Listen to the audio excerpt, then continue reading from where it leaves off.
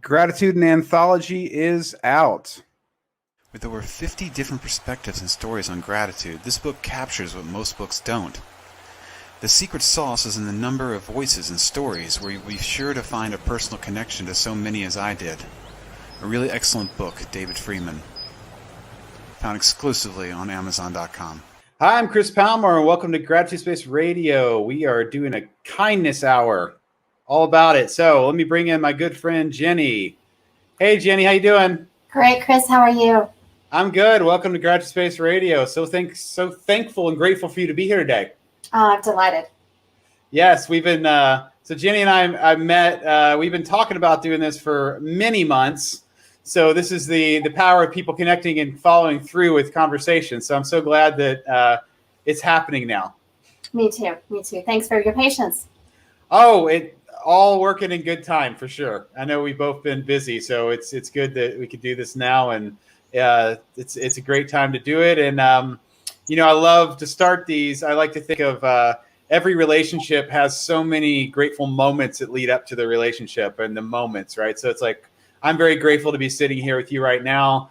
And on my side of things, I just wanted to share, our connection is with a gentleman named Kevin Monroe, who is very into gratitude. He does gratitude meetups. He does a lot of things in gratitude. And I met him simplistically because I have my podcasting partner, Peter. He just sent me one night. So Peter's in Hong Kong, and he just sent me before he went to bed, because there was 12 hours difference. He sent me a link to Kevin's meetup, which was the next day when he'd be asleep, and said, you should just check this guy out. So I got this thing in the morning, and then that afternoon I got on this Zoom call. I think I was actually even in my car because I had to drive somewhere.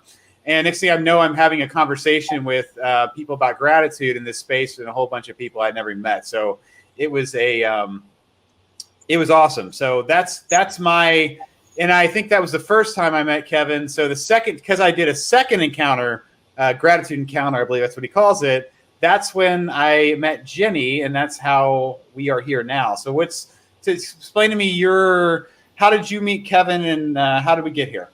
Yeah. Well, I met Kevin and his gratitude actually through kindness, which makes sense because the two are often traveling on the same path together or hand in hand. Some time back, I had met through LinkedIn an amazing woman named Joanna Servana, who lives in Wales. Joanna had started an organization called Be the Ripple to help bring more kindness into the workplace and to stop workplace bullying. And she and a connection of hers, Scott Leeper, who is with Imaginosity in Scotland, did a KindFest USA in December. And I had the pleasure of being a part of that. And both Kevin and I were facilitating different kindness tables in different virtual rooms. And my particular topic was around gifts that inspire kindness. And Kevin's was around kindness and gratitude. And so that's where we first got connected. So it was through kindness that brought me into the gratitude, that brought me into, my being in the realm with Kevin, and also with you, Chris. That's beautiful. I see there's so many people to be thankful. There's so many moments. And then if you were talking to somebody 20 years ago and you're like, yeah, and I met so-and-so, we were both had virtual tables in this virtual space, they would think you were crazy. You're right. It's a little hard. It sounds like, no, but I can picture it, obviously, and it's amazing because, connecting with people, like, people that want to connect, like the magic's there. They show up, and then next thing you know, even if it's in a virtual space where you're in different virtual tables, next thing you know, you're having a conversation with somebody you never would have met in your entire life in a space that doesn't really exist. World, right?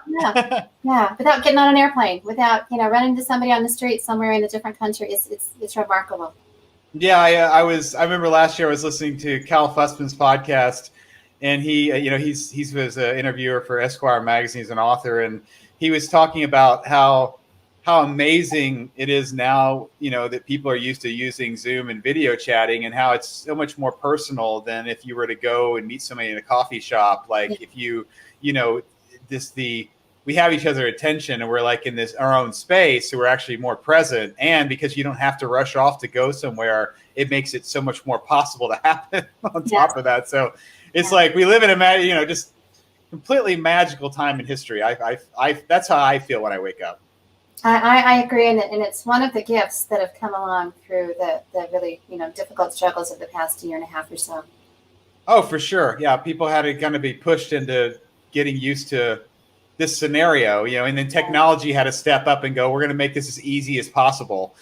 So it's a combination of things that just, again, like, and I was speaking earlier, it's like, I really do believe like everything that happens in life is either a gift or a lesson. They're all sitting there. So in a situation where we can't, where people aren't supposed to go out and be with each other, it's like, well, the gift we were given was technology stepped up and said, well, if you want to, here you go. All this stuff was already in place, but now it's become a necessity because, you need to connect, and here we are. So possibilities abound. Yeah. So, speaking to us meeting, obviously, I believe, like I said, I believe it was the second time I met in Kevin's group. I can't remember if I shared a little bit about, did I share in the group a little bit about my story, or was it maybe we just saw each other and we decided to connect off LinkedIn, or? Yeah, we decided to, I don't even remember if we got in a breakout room, or what that was, but there was a connection and around gratitude and kindness. And so we had a one-on-one Zoom chat, and then really started to find out that there was an even much deeper connection that we could have imagined. Yes. And I remember real well hearing you share your story. And when you got done, I was just like thinking, I can't wait to be able to have the conversation again, sit back with fresh ears, and just be able to share it, because it's such a beautiful, awe-inspiring. I was even this morning talking about it and how excited I was. So I'm gonna go ahead and try to do my best to be quiet, and we'll just start with, I think when we initially talked before months ago, we started with you explaining how you got into kindness, and then you started to go further into the story. So please I'm all ears. Yeah. Well, so I remember as we were talking in our one-on-one, and you were sharing about your book and the letter, the Dear Gratitude letter that you wrote to your mom that started that whole thing, and where your journey really started with gratitude, and that was really touching to me. And what's kind of funny is that you shared. I was thinking about this morning. I think I know the exact date that we had our Zoom chat. It was a date in February, because you were sharing about, on your birthday, deciding that you would write a letter of gratitude to your mother, and that you posted that to pay respect to and show your gratitude and appreciation for her giving you life and all she's done for you. And I remember thinking, hey, that's exactly what I think is right.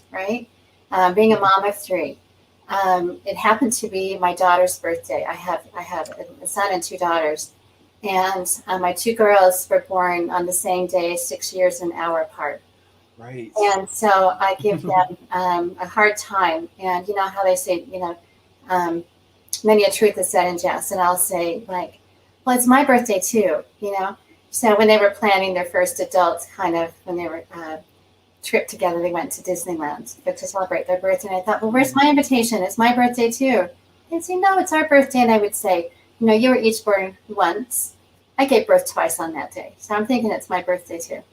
So it was just kind of ironic that was the day that we were having that conversation, and I thought, oh, I cannot wait to let them know that there is a book that now validates my thought. They're still not buying it, and that's okay too.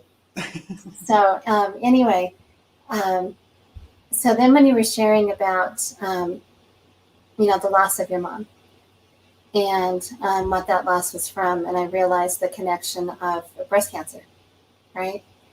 And so I started sharing with you my gratitude journey. That was really powerful for me. So in 2013, in January, instead of writing New Year's resolutions, I did declared an intention, and declared that 2013 was going to be my year of gratitude. And I was going to celebrate that and recognize that by, on a regular basis, writing notes to people that I was grateful for and sharing that with them. And I was going to just, focus more on what I had to be grateful for and less of what I wanted, and and more of what I did have.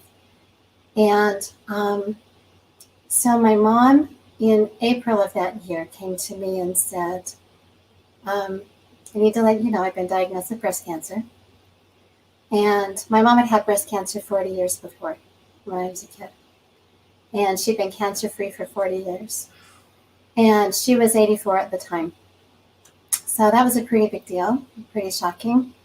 And she said to me, are you up to date on your mammogram?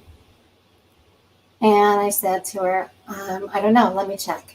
And I was, at the time, I was a busy working single mom, 3 kids, working full-time plus, and I had really kind of lost track of, taking care of my health like I needed to. And even with a strong family history of breast cancer, where I needed to be having a mammogram on an annual basis, I wasn't quite sure where I stood. And so I checked into it and found out that I had missed my annual mammogram by about 9 months or so. So it was definitely time to get back in. So as my mom was dealing with breast cancer, she was getting ready to go, excuse me, with my kids and me over Mother's Day to Newport Beach, California for a vacation. So the doctor said, you can go ahead and go, that I want you to have a lumpectomy as soon as you get back. So we went on our holiday together, came back. I took her in for a lumpectomy. I met her remarkable doctor, Erica Lloyd, and just kind of had a weird kind of sense that there was something at play that was more than the very big deal of my mom having breast cancer again after 40 years. There was just, I don't know, some kind of foreshadowing kind of a thing. But so I think it was the day or 2 days after she had her lumpectomy, I went in for my screening mammogram. And they found something suspicious, and sent me to have an ultrasound, and continued to be suspicious. And so I ended up having a biopsy, and they confirmed breast cancer. So my mom and I are going through breast cancer at the same time, and I would joke with her and say, can we not bond in another way? How about a trip to Europe or something like that? Because it's a little much. So anyway, with my story, with the cancer that they found in me, it was in one breast, and they thought that the lump was about 3.7 centimeters and still a good size, but they thought it was what's called DCIS. And I learned that there are a lot of different types of breast cancer, and so I was starting to get educated in something I really didn't want to be educated in. But DCIS means it's ductal carcinoma in situ, and they were thinking that the cancer was contained within the duct, but they wouldn't know for sure until it was removed, whether it was contained, and they wouldn't know for sure until that happened whether I'd have to have chemo or radiation. But they did tell me that, if you're going to have breast cancer, this is the best kind you can have. So, that was good news, right? So I remember thinking, so I got the word from the radiologist on Friday night. Wanted to let me know before the weekend, so I didn't, stew about it the whole weekend. And I remember I was at a shop with my daughters. They were getting glasses, and I had to go outside when I saw the call come in, and then I had to go back in while they were trying to pick out new glasses and act like nothing was happening, and wear my sunglasses inside so they couldn't see my eyes. But what was really interesting for me, and I think that's a big part of the gratitude, was that the next morning I went out for a walk on my local trail, and I was listening to my favorite local musician. His name's Peter Breinholt. His music just makes me happy and lifts me up. And I'm walking on the trail in a space that should have been, or you would think that I would be like in a really dark space and terrified because I was afraid. But I just remember it being a really uplifting walk with my music. Seeing the mountains that reminded me of my dad, who had been gone for a number of years, but loved the mountains. and like a hummingbird coming along, and that reminds me of my mom, who is just tiny and fierce. Mm. And it just felt like there were so many beautiful things that were being sent my way, from God, from the universe, to help lift me up in what was going on. I just remember that being a really beautiful walk. And I also remember thinking, I was definitely afraid of what was in front of me. I had no clue what that path was going to be. But I was also curious. And people would ask, "How are you doing?" And I would say, "Well, I'm kind of curious." And they say, "What does that mean?" And I would just say, I really think that I'm going to be okay on the other side. I don't know what's in front of me, and that scares me. But I'm curious to know. I know I'm not going to be the same person that I am now. And so I'm curious to know, who I'm going to be on the other side of this. And so anyway, I had I have an amazing friend, Jim Anderson, who is a leadership consultant. He is just a bright light, a mentor, and he stepped in to help coach me through this whole process, which was remarkable. And when I tell you that Jim is the kind of person, the first time I met him, 10 years before that, I learned that his goal was to make 1,000,000 heartfelt connections. And so I've come to know since that time that that's too low of a mark for him. He needs to aim higher. So, but Jim has written a book called How to Find the Silver Lining Behind Every Dark Cloud. And with his coaching consultants and others that he helps to mentor and coach and, help along their journey in life, he'll ask them a question when something happens to them, whether it's a divorce or an illness or loss of a job or, death of a child, just whatever. That's a hard one. I can't go to the death of the child one. But, when you have obstacles and real challenges in life, to ask yourself this question, what's perfect about this for me now? And so I spent some time with that and thinking, okay, what is perfect about this for me now? Well, I'm going to have some challenges that are going to stretch me.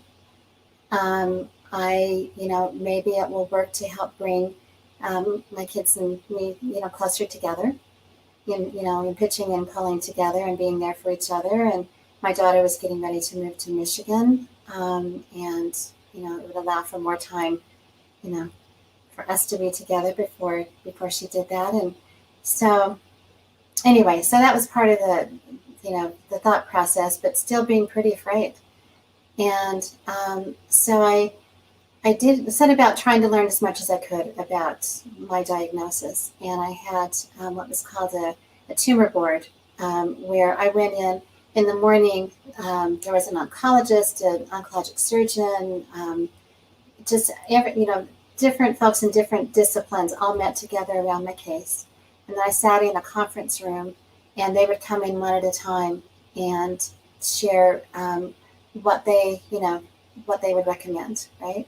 Mm-hmm. And my different treatment options. And I kept saying, they would give me all these different options, and I would say, so if I were your daughter, if I was your wife, if I was your sister, what would you recommend? Because there's so many options, and I'm not a medical person. And nobody would answer. They would always say, as long as whatever you choose, as long as you follow the protocol, you're going to be fine. So that was good, but it was also, it didn't help me the way that I needed to, to be helped in trying to determine, because when you're faced with something like that, it's like, okay, I could get a lumpectomy and then see what's happening. I could get a mastectomy, on where the lump is. I could get a bilateral mastectomy because of my family history, and if I do this, there's going to be this treatment or this medication, or there's just so many things to think about. And so it was really important to me to be able to learn as much as I could and really think it through, because with all those choices, I wanted to make sure that, one, whatever choice I made, I could literally live with, right? And I didn't want it to be a choice that I would come to regret. So it was important for me to take the time I needed, and I was fortunate to have that time. Not everybody does, right? So I decided, well, okay, I guess I'll go ahead and have the lump removed. And so, because they're not going to be able to tell me anything about chemo, radiation, the treatment until it's been removed. So I had that scheduled for, I think, like July 5th or 6th or 7th, something like that in 2013. So this is about a month and a half after I was diagnosed. And in my reading, I was reading about MRIs and thinking, well, maybe that would be something that would help to give more information. And so I called the gentleman, the radiologist who diagnosed me, and he said, I think that's a good idea. So why don't you call your surgeon and ask him to order an MRI for you. So I did, and the surgeon didn't think it was a good idea. And he actually said to me, you have enough decisions to make as it is. I think that, an MRI may just muddy the waters for you. And so he didn't prescribe one. And this is a surgeon that I had actually gone to a couple of times before, 10 and 11 years before, because I had actually, I think, 7 different breast lumps removed, and they had all been benign. Oh, wow. So I'd kind of been in this rodeo before, but it had always been, it had never been cancer. And so anyway, my mom said, I think you should meet with my surgeon and just get her opinion. I've been talking to her, and she said, she'll have a consult with you, and then she'll let you know, if you were her sister, what she would recommend. So I went ahead, and my mom went with me. We had an appointment with Dr. Lloyd, and bless her heart, I would love to see her give lessons in bedside manner and how to be with a patient and treat people, in such a way that they're being really well respected and understanding what they're going through. I think we had probably a 45-minute consult scheduled, and she was with us for, 2 hours and 25 minutes or something. And she said to me, well, first of all, she did an exam, and she felt like the lump was bigger, like a 7-centimeter lump. And which, by the way, she turned out to be dead on that. Oh, wow. She said, I understand what your surgeon is saying about, maybe the MRI giving too much information or conflicting information or something, but I think it would be a good idea, and we'll just hope that it's clarifying. So she ordered the MRI for me. And pretty quickly, I determined that even though she wasn't within my insurance program, I felt so confident with her, and so I trusted her completely, and felt like she's a real advocate for me. That I canceled the lumpectomy, canceled that appointment with that doctor, and she became my new surgeon. I also changed the reconstructive surgeon that I had scheduled, that I didn't really feel was making a real human connection with me, and found another really excellent reconstructive surgeon, and just had created this amazing medical team, and both women doctors. So I still went about trying to figure out what I was going to do, right? Because I still had a big decision to make of what I was going to do, and I got this strong family history. I wanted to be around for my kids as long as I could be.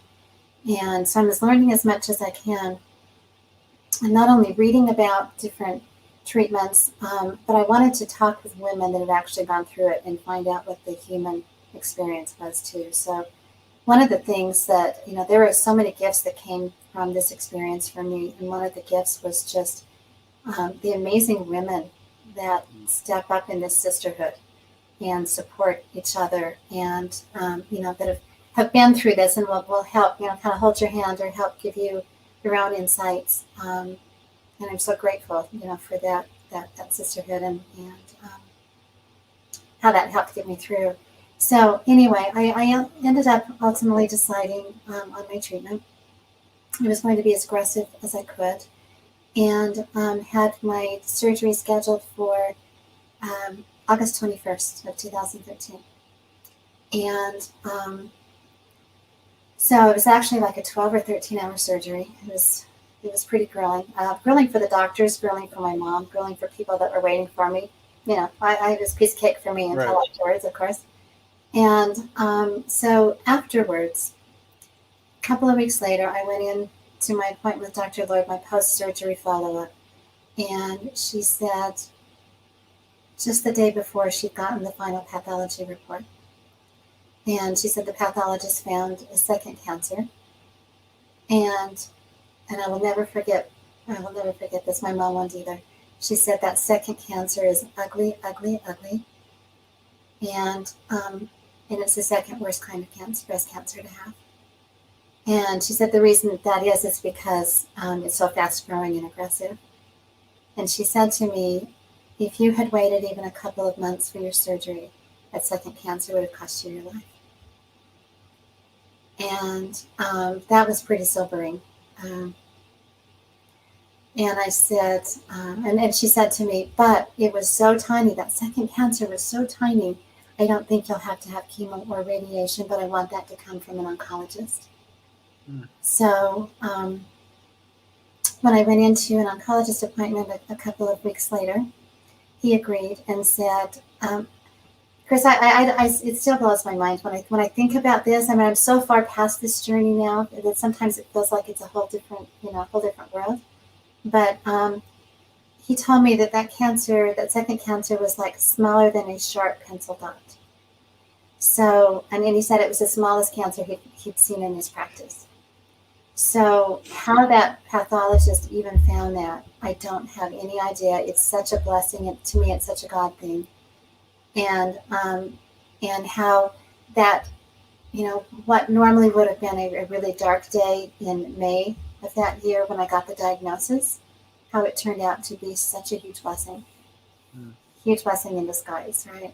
And I know that at some point in time, I would have gotten back on track, gotten back in to get my, annual mammograms. But I also know with that second cancer, it would have been too late by the time I did that. And so I feel so incredibly blessed from that. And it wasn't like I was doing what I was supposed to be doing because I'd gotten lax in paying attention to my health like I needed to be. I was just too busy doing all the things I needed to be doing. And I don't remember if I told you this when we talked before about it, but so I mentioned about how when I took my mom in for her lumpectomy, it felt like there was something else at play. And this was a few days before my mammogram. And I had actually, so that was in May. In February of that year, so a few months back, I had actually felt the lump myself. And I had done nothing about it. I had had 7 lumps before. They'd all been benign, and I just gotten complacent, and I just got busy with my life, and I just thought, okay, it's the same old, right? And it wasn't. Clearly it wasn't.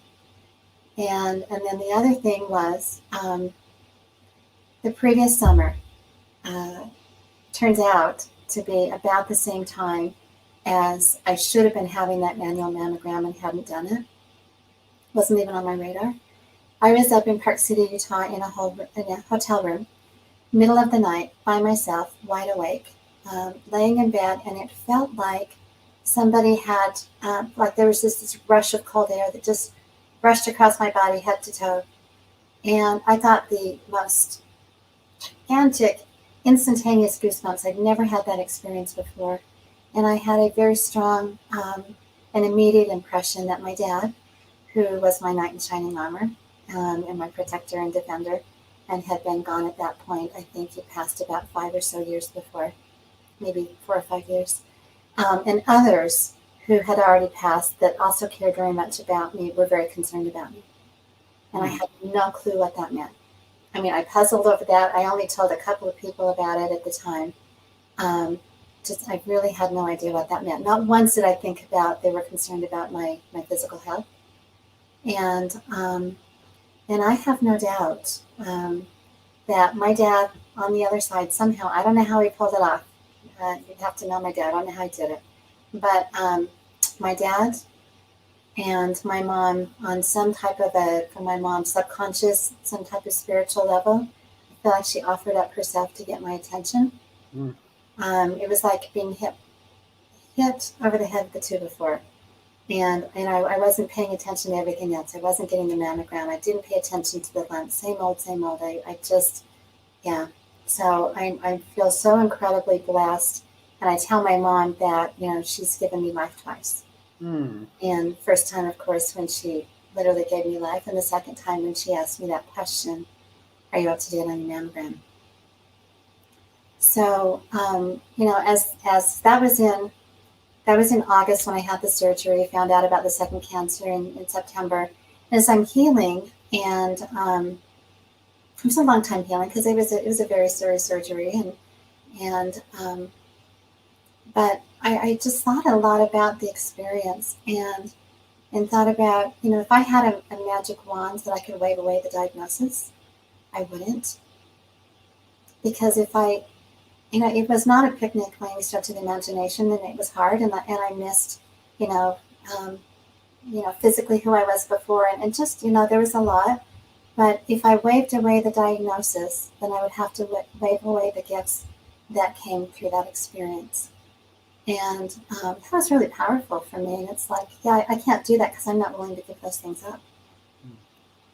And so when I have an opportunity, one of my passions, I have several, we talked about kindness just a little bit, but one of my passions is in helping to spread the word about making sure, for women, that they're up to date on their mammograms or what other screening device that there is, that they know their body, they know that there's changes, and also reminding men that men can get breast cancer too.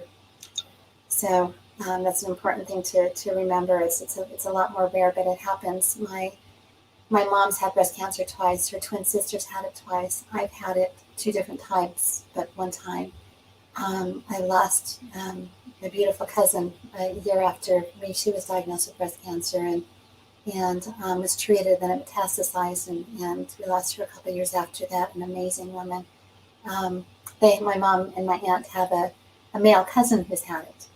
So it's definitely in our family. But just because it's not in your family, there's not a history, doesn't mean you don't need to be paying attention. And so when I have an opportunity to speak to, whether it's a small group or a larger group, and share my story, it's just wanting to remind people that, pay attention to your health. You are your best health advocate.